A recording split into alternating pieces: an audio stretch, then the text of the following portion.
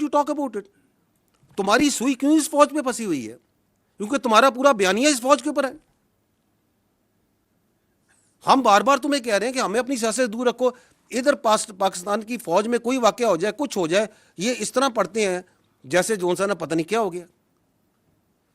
ये देखिएगा, ये चलाइएगा जरा, ये प्रोपेगेंडा जो फौज का चलाते हैं। ये चंद पिछले दिनों का दिखा रहे हैं कि फौज के बारे में प्रोपेगेंडा कैसे चल रहा है।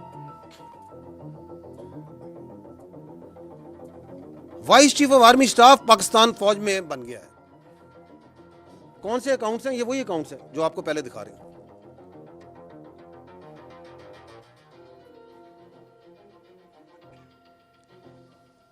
यानी कि एक जनरल ऑफिसर को लेंगे, उसकी तस्वीर लेंगे, उनकी तस्वीर लेके अपना एक बयानिया बनाना झूठा शुरू कर देंगे।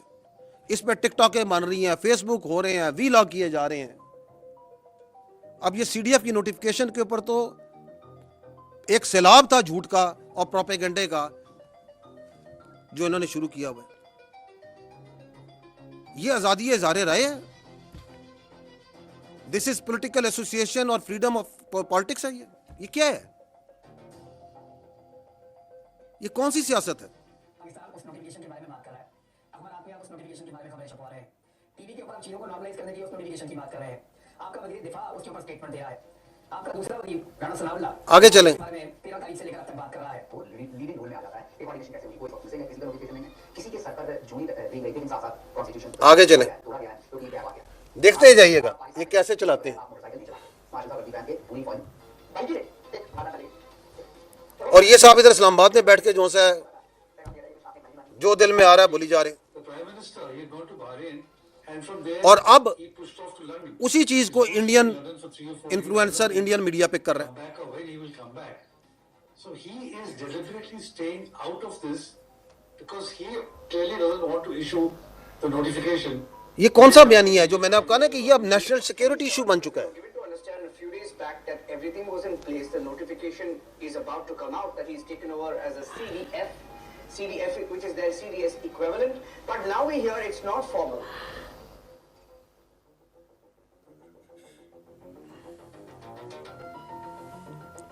साथ साथ बराबर में एक रिटायरमेंट का, एक्सटेंशन का।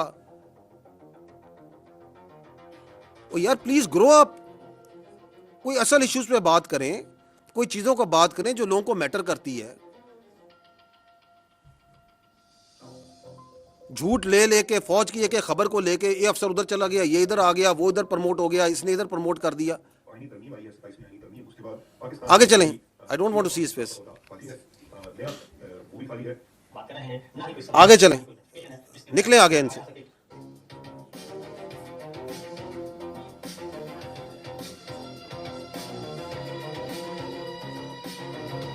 अच्छा जी, ये सीनियर आर्मी अफसर के घर पे हमला हो गया। एक रिटायर्ड अफसर है, उनके घर पे हमला हो गया। पता नहीं कहां से सोचते हैं, कहां से इनके ज़हनों में ये ख्यालात आते हैं। किसी को एडवाइजर बना दिया, किसी को एनएसए बना दिया, उधर बैठे हुए हैं। वहां पे क्या इनका कोई कैबिनेट डिवीजन खोली हुई है, कोई एस्टेब्लिशमेंट डिवीजन खोली हुई है। अब नोटिफिकेशन जारी हो गया, जाली नोटिफिकेशन चला दिया, अपनी मर्जी से एक नोटिफिकेशन बना दिया, चला दिया।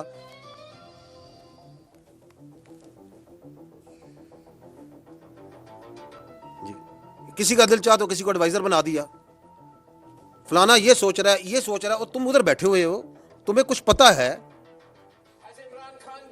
और फिर ये किसने चलाया था कि ये मर गए, और ये चला रहा है चीख चीख के। और ये शख्स याद है आपको, ये अभी 9 मई 10 मई में ये पाकिस्तान का दोस्त है। किस पार्टी का बयानिया चला रहा है ये, क्यों चला रहा है, और घंटों चलाता है। आज भी इसको चला रहा होगा बैठा हुआ। मैं इसलिए कह रहा हूं, and there is no free lunch. ये क्यों चला रहा है? There is a collusion. किसके अल्फाज हैं ये बताएं मुझे, किसके अल्फाज ये बोल रहा है मुझे बताएं। किस पार्टी के अल्फाज बोल रहा है, किस डिलूजन, किस नार्सिस, किस ज़हनी मरीज के अल्फाज बोल रहा है, और तवातर से बोल रहा है, क्योंकि उनको सर्व कर रहा है, उनको इसका फायदा है। ये कौन सी सियासत है कि जी ये हमारा आईनी हक है, हमारा कानूनी हक है कि हमें मिलवाया जाए, हम ये सोचा कि ये बातचीत जो है पूरी दुनिया तक पहुंचाएं। और तवातर से पहुंचाएं।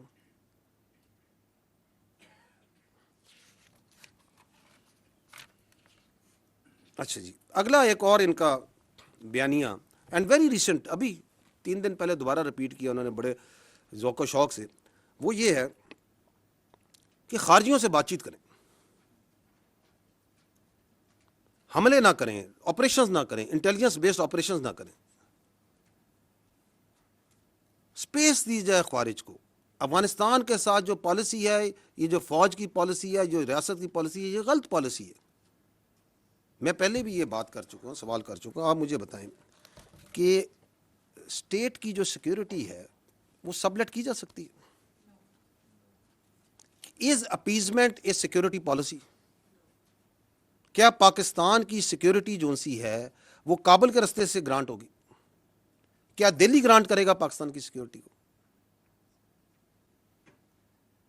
क्या 6 और 7 मई को अगर इनकी मंतक पे चलें, इस ज़हनी मरीज की मंतक पे चलें, तो ये ज़हनी मरीज की मंतक के मुताबिक तो 6 और 7 मई को रात को जब हिंदुस्तान ने हमला किया, आपकी मसाजिद पे आपके बच्चों को शहीद किया, आपके मदारिस पे हमला किया, आपकी ख़वातीन को शहीद किया, तो ये ज़हनी मरीज़ होता तो ये तो कशकोल लेके बातचीत के लिए चल पड़ता कि बातचीत करते हैं, मसले को हल करते हैं। करता या ना करता अगर इसका बस चलता? क्योंकि वो आपके कैडेट कॉलेज वाना पे हमला करते हैं, आपके बच्चों को शहीद करने की कोशिश करते हैं, आपके बच्चे हैं, पाकिस्तान के बच्चे हैं, कबाइल के बच्चे हैं, करते हैं या नहीं करते? ये कहता है बातचीत करें, ऑपरेशन ना करें। ये कौन सी मंतिक है, कौन सी लॉजिक है? और ये जो बातचीत है, इसका बुखार तो इनको बहुत पहले से था ना। कौन कहता था कि पीटीआई का वो क्या कहते हैं दफ्तर खोलना है, इसका खारिज का पेशावर में दफ्तर खोलना है? ये तो कहते थे दफ्तर खोलना है, साफी साहब बैठे दफ्तर खुलवाना चाहते थे। कौन कहता था? जो आज भी कह रहा है कि आप ना करें। ना सिर्फ कह रहा है ना करें, बल्कि लोगों को उभारता है कि ऑपरेशन के खिलाफ खड़े हो, बातचीत करो, हंगामे करो। जबकि हमें और आपको ये पता है, रोज़े रोशन से दुनिया को पता है कि security is only guaranteed by standing tall against the evil, the aggressor. There is no other way. भीख से सिक्योरिटी नहीं मिलती।